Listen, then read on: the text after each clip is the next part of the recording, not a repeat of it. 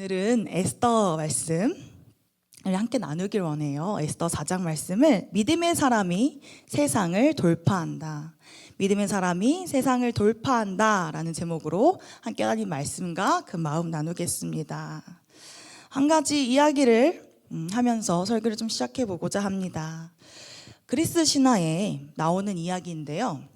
그 옛날 뱃사람들에게 가장 두려웠던 이 섬이 있다고 해요. 이 적막한 섬인데 그곳에서 들려오는 요정의 노랫소리가 있었다고 합니다. 이 요정을 뭐라고 하죠?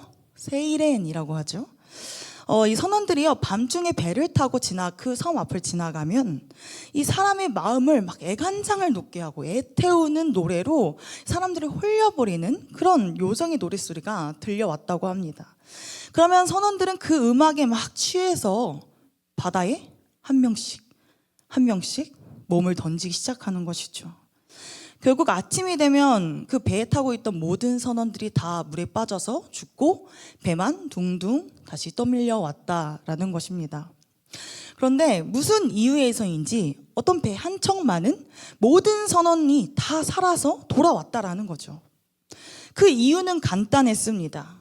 바로 선원들이 그 요정의 목소리보다 아주 힘찬 목소리로 노래를 했다라는 것이에요. 선원들은요, 요정이 노래를 부르지 못하게는 할 수가 없었어요. 그러나 대신에 자신들의 그 우렁찬 목소리로 그 요정의 노래를 눌러버렸다라는 것이죠. 여러분, 신앙생활도 마찬가지가 아닐까요?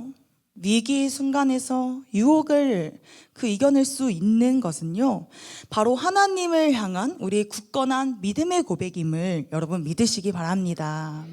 믿음의 고백은요, 새 속에서 들려오는 그 사단마귀의 노랫소리를 차단합니다. 제압합니다.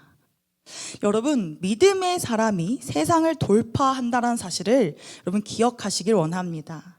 바라기는 계속되는 우리 영적인 이 싸움 가운데에 주님을 향한 믿음을 굳건히 하고 그 믿음의 고백을 통해서 세상을 돌파하는 우리 성도님들 되시기를 주님의 이름으로 축복합니다.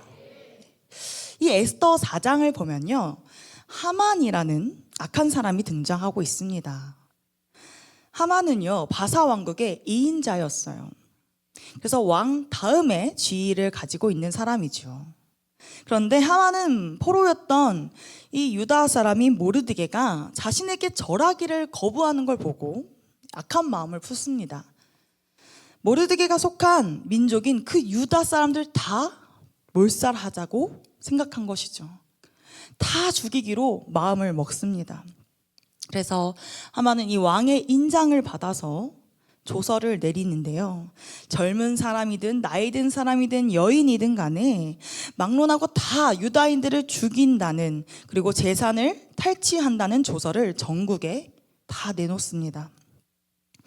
오늘 말씀에 등장한 이 악한 사람인 하만은 오늘을 살아가는 우리에게도 다가오고 있죠. 바로 사단마귀, 악한 영입니다. 여러분, 악한 마귀는요, 우리가 자신을 섬기지 않으면 우리를 넘어뜨리려 하고 죽이려 하고 진멸하려고 합니다. 사단은 곳곳에서 활동하면서요, 교회와 하나님의 백성을 노리고 우리가 신앙생활을 잘하도록 내버려 두지 않는다라는 것이죠. 세대가 바뀌어도 변함없이 그 믿음의 사람들을 공격합니다. 여러분, 지금 우리는 영적인 전쟁 속에 있습니다. 하지만 이런 영적인 전쟁 속에서요, 통찰력이 있는 사람들은 그 일어난 현상을 바라만 보는 것이 아니라 그 이면을 바라보기 시작합니다. 그 일 속에서 일어나는 하나님의 역사하심, 하나님께서 어떻게 역사하시는지를 바라본다라는 것이죠. 세상 사람들은 우연이라 여기는 그 일 속에서 하나님의 그 움직이시는 하나님의 손, 하나님의 섭리를 발견합니다. 세상 사람들이 그 일어난 상황에서 감정적으로 반응할 때에 우리는 이렇게 생각하는 것이죠. 하나님이 왜 이런 일을 허락하셨을까? 하나님이 이 일을 통해서 나에게 무엇을 하기를 원하실까? 여러분, 바라기는 지금 영적 전쟁 중인 우리에게 이 하나님의 일하심을 볼 수 있는 영적인 통찰력이 있기를 주님의 이름으로 축복합니다. 하나님의 관점으로 세상을 바라보는 그 믿음의 사람이 되어서 이 세상을 돌파하면서 우리가 지금 싸우고 있는 이 영적 전쟁에 날마다 승리하는 우리 제일교회 성도님들 되시기를 주님의 이름으로 축복합니다. 이 페르시아 전역에 유다인들을 죽이고 이 재산을 뺏는다는 이 조서가 다 붙게 되었습니다. 수산성의 대걸 문지기인 이 모르드게는 그 누구보다 맨 처음 알았죠. 모르드게는 여러분, 이 영적인 전쟁에서 어떻게 맞서 싸울까요? 어떻게 이 전쟁을 이끌어 갈까요? 여러분, 세상을 돌파하는 믿음의 사람 첫 번째 모습은요, 바로 부르짖어 기도하는 사람입니다. 한번 저를 따라해 보실까요? 부르짖어 기도하는 사람. 1절을 보면요, 모르드게가 성중에 나아가서 자기 옷을 찢고 제 위에 앉아서 배의 옷을 입고 막 죄를 뒤집었었다라는 말씀이 있습니다.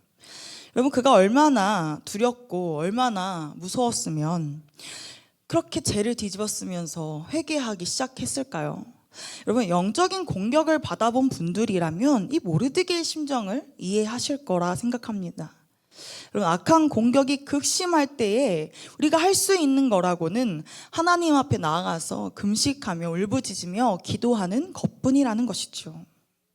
그렇게 이 전국 방박 곳곳에 붙은 이 조서를 본 다른 유다인들도 마찬가지였어요. 그들도 이 엄청난 충격과 슬픔에 빠지기 시작합니다. 여러분, 사람이나 조직은 충격을 받아야 변화한다고 합니다. 오늘 말씀에서 이 페르시아 제국 안에 흩어져 살던 그 유다인들에게 진멸된다라는 이 왕의 조서는 하늘이 무너져 내리는 것 같은 충격이었어요. 여러 민족을 그 당시는 이 포용해주는 페르시아의 정책이 있었거든요. 그러니까 다 이 페르시아가 전역을 다 장악했기 때문에 다양한 이제 국가의 사람들이, 나라의 사람들이 이제 한 나라가 된 거예요.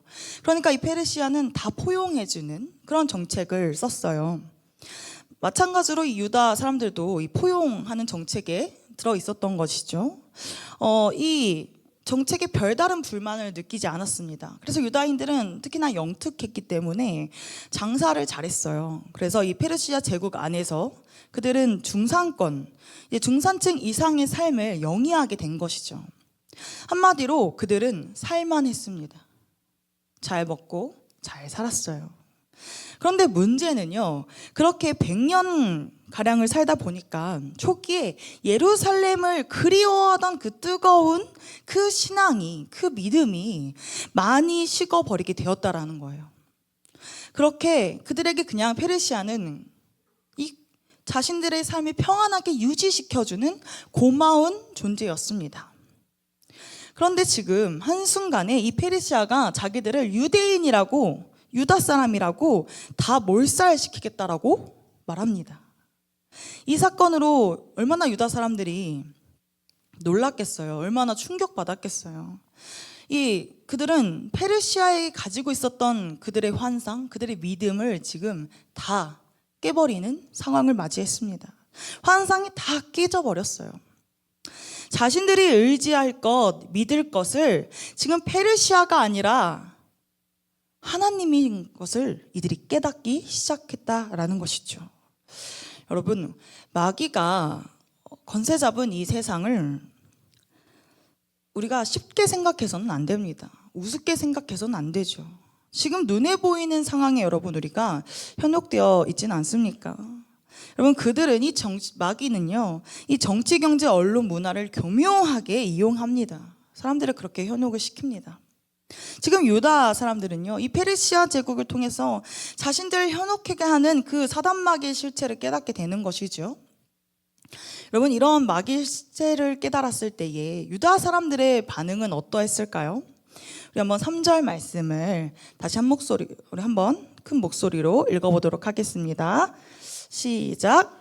왕의 명령과 조서가 각 지방의 이름에 유다인이 크게 애통하여 금식하며 울며 부르짖고 굵은 베옷을 입고 재에 누운 자가 무수하더라. 아멘.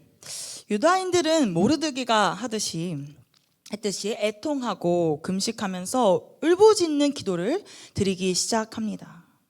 전에 보지 못했던 그 영적 전쟁의 실체를 보니까 이들이 목숨을 걸고 기도하는 수밖에 없다라는 것을 알게 된 것이죠. 유다인들은 자신들의 그 안일했던 그 신앙에 불을 붙입니다. 그래서 영적으로 깨어나는 것이죠. 각성하기 시작합니다. 여러분, 우리도 유다 사람들 같을 때가 있죠. 우리는 지금 영적 전쟁 중이라는 사실을 깜빡 잊고 살아가고 있습니다. 세상 속에서 안주하면서 살아가는 것이죠. 그래서 형식적으로 기도합니다. 형식적으로 예배합니다. 하지만 전쟁 중이라는 사실을 안다면, 전쟁 중이라고 생각한다면 여러분, 그렇게 하지 않겠죠. 전력을 다하지 않는데 어떻게 싸워서 이기겠습니까? 여러분, 우리 역시도 모르드게처럼 유다인들처럼 전력을 다해서 부르짖어야 합니다. 부르짖는 기도 드려야 합니다. 오늘 말씀에서 금식 기도가 어떤 의미겠습니까? 사태가 얼마나 심각한지를 이야기하는 거예요. 금식이 뭐죠? 식음을 전폐하는 거예요. 먹지 않는 거예요. 목숨을 내놓는다라는 의미입니다. 단순한 그냥 굶어서 기도하는 게 아니라 목숨을 내놓는 마음으로 하는 기도가 바로 금식 기도입니다. 모든 걸 걸고 싸우겠다라는 것이죠. 여러분, 우리 성도님들은 어떻게 지금 이 영적인 싸움을 싸우고 계십니까? 바라기는 오늘 이 말씀에 모르드게와 그 유다 사람들처럼 정말 우리도 부르짖어서 목숨을 다하여서 기도하길 원합니다. 정말 40일 금식 기도를 해야 한다라는 그런 말이 아니에요. 그만큼 하나님께 매달리는 간절함이 우리 마음속에 있어야 한다라는 것이죠. 형식적으로 기도하고 형식적으로 예배하는 것이 아니라 정말 간절한 우리가 심령이 있나 그 말이죠. 여러분, 우리가 믿음으로 세상을 돌파하기 위해서는 이렇게 간절하게 하나님을 붙잡는, 부르짖는 기도가 반드시 필요한 줄을 믿으시기 바랍니다. 주님이 개입하지 않으시면 내게 다른 길은 없습니다. 주님, 우리 길을 인도하여 주시옵소서. 주님이 아니고선 살 수 없습니다. 이 마음으로 절박하게 하나님 앞에 나아가는 저와 여러분이 되기를 주님의 이름으로 축복합니다. 모르드게는 사람들이 오가는 그 거리에서 굵은 베옷을 입었습니다. 그렇게 대성통곡을 하고 금식하며 기도할 때 이 궁궐에 있는 에스더는 그 소식을 듣게 됩니다. 에스더는 그래서 어떤 내막인지 알고자 자신의 수하를 이제 은밀하게 모르드게에게 보내는데요. 그럼 우리 7절과 8절 말씀을 다시 한 목소리로 읽어보도록 하겠습니다. 시작.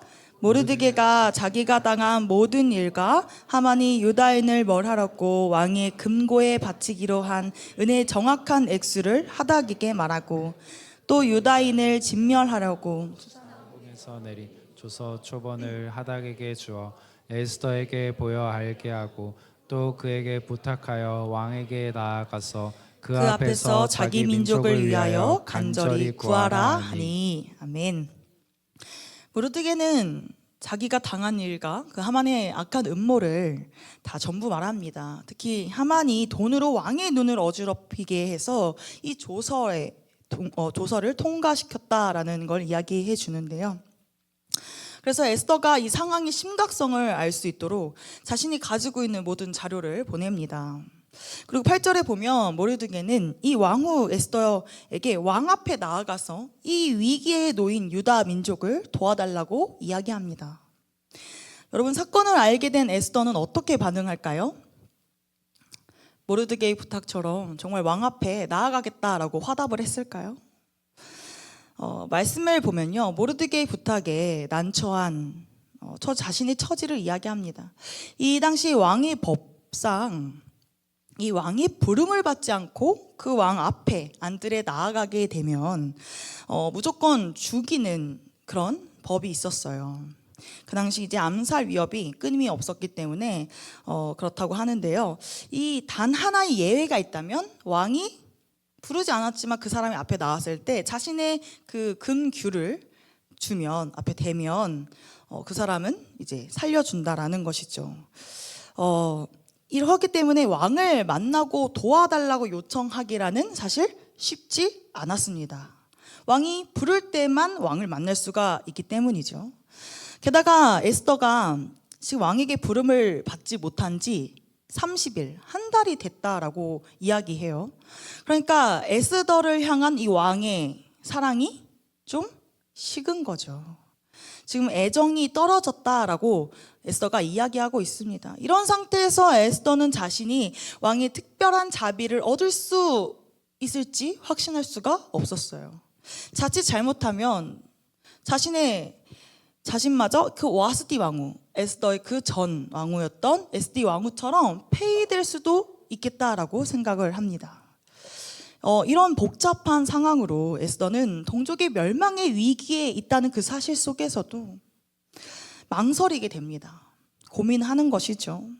그런데 에스더를 향해서 지금 모르드게는 이렇게 이야기하고 있습니다. 한번 13절 말씀 한 목소리로 읽어보도록 하겠습니다. 함께 읽습니다. 시작. 모르드게가 그를 시켜 에스더에게 회답하되 너는 왕궁에 있으니 모든 유다인 중에 홀로 목숨을 건지리라 생각하지 말라. 모르드게는 에스더에게 너 혼자 살 거라고 생각하지 마라. 너도 언젠간 유다인이라는 것이 들통난다. 하만은 왕후 신분이라 해도 그녀 역시 유다 사람이기 때문에 죽임을 언제든 당할 수 있다라고 이야기합니다. 함께 이어서 14절도 읽어보도록 하겠습니다. 함께 읽습니다. 시작. 이때에 내가 만일 잠잠하여 말이 없으면 유다인은 다른 데로 말미암아 노임과 구원을 얻으려니와 너와 내 아버지 집은 멸망하리라. 내가 왕후의 자리를 얻은 것이 이때를 위함이 아닌지 누가 알겠느냐 하니. 아멘. 모르드게는 내가 가만히 있어도 유다인들은 죽지 않을 것이다. 너가 일하지 않아도. 하나님이 왜냐면 유다인을 살려주실 것이기 때문이다. 그러나 너가 가만히 있으면 너와 너희 아버지 집은 멸망할 것이다. 여러분, 에스더가 이 모르드게의 말을 듣던지 듣지 않던지 간에요, 여러분, 하나님은요 그분의 일을 하시기에 제한받지 않는 분임을 여러분 기억하시기 바랍니다. 전지하시고 전능하신 하나님은 누구를 통해서든 역사하시는 분입니다. 하나님 혼자서도 하실 수 있어요. 그러나 이 모르드게는 이 민족의 위기 가운데에 하나님의 그 섭리를 지금 믿고 있습니다. 하나님께서 하시리라는 것을 강하게 확신하는 것이죠.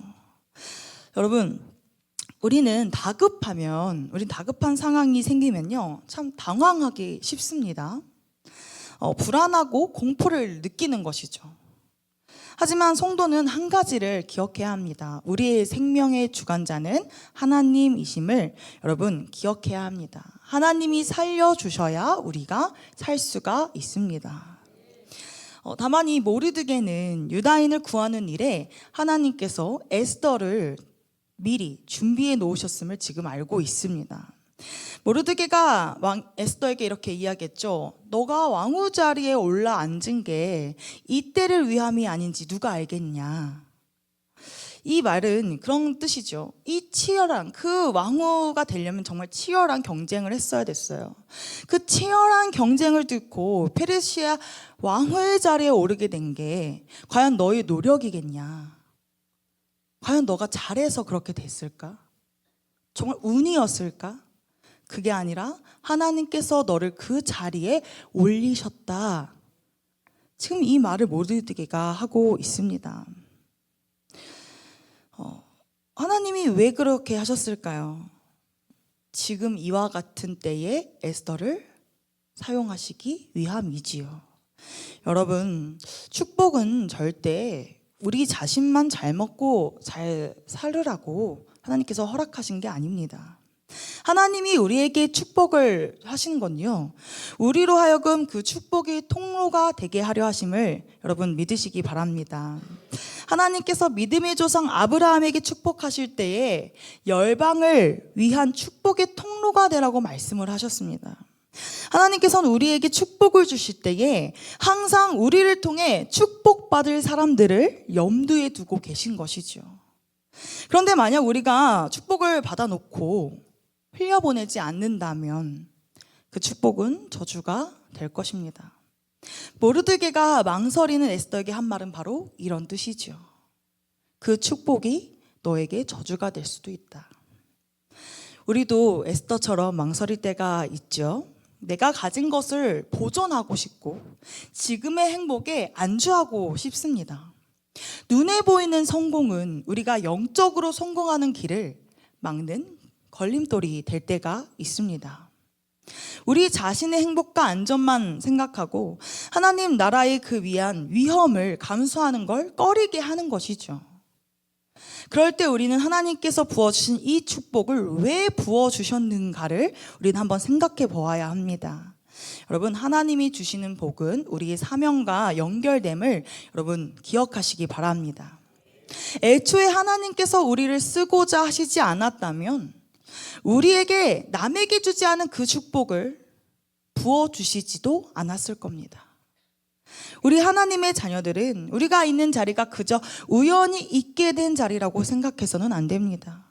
왜 우리가 이만한 돈을 벌게 되었는지, 남들보다 더한 인기가 있는지, 더 좋은 학벌이나 더 좋은 자리를 내가 가게 되었는지, 여러분, 하나님께서 어떤 목적을 두고 지금 우리를 축복하고 계실까요?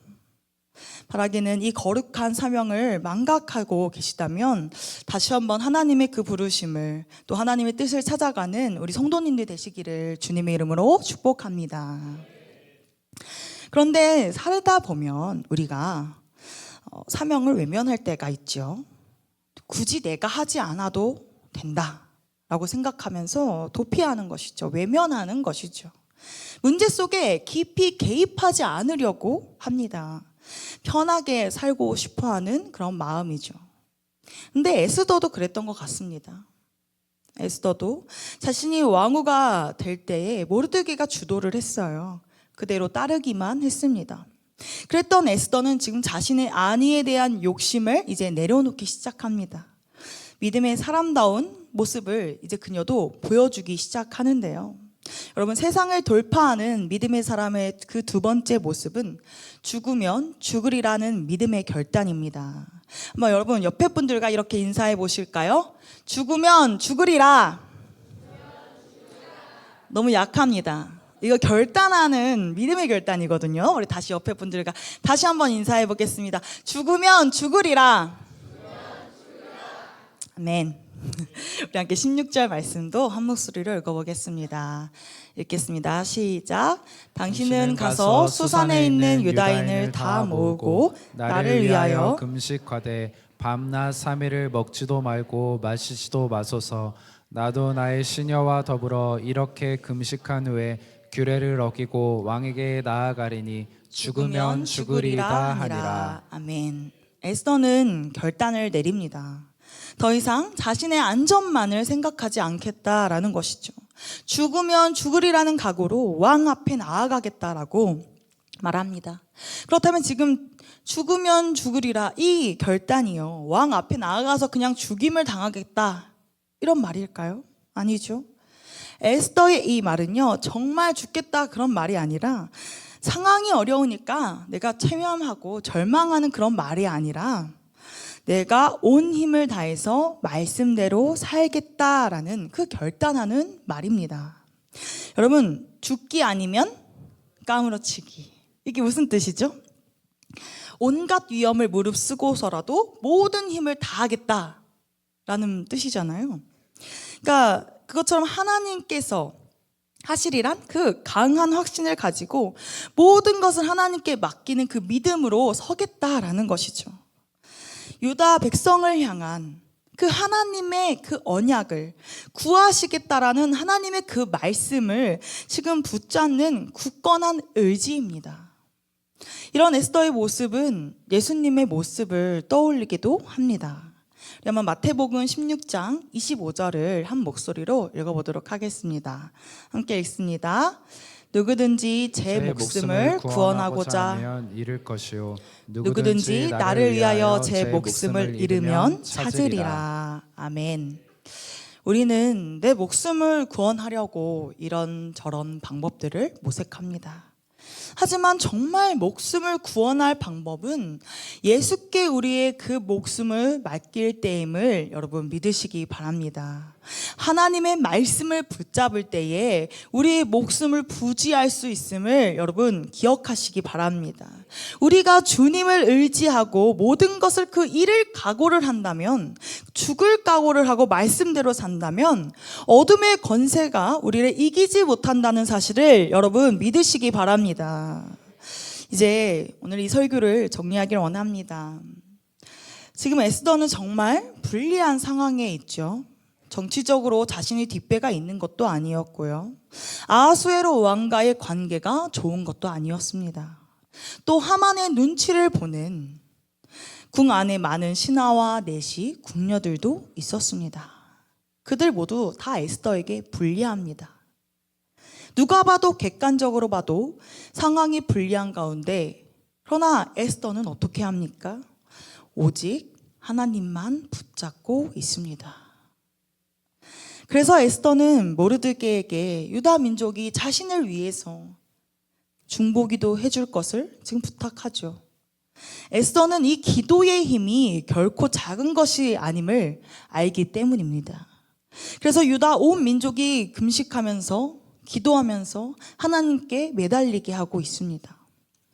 여러분, 때로 우리 앞에도 에스더가 맞이한 그 위기처럼 우리도 위기를 맞이할 때가 있습니다. 그것이 내 문제이든 배우자의 문제이든 자녀 문제든 교회 문제든 나라 문제든, 이 믿음의 사람은 세상을 돌파하는 사람입니다.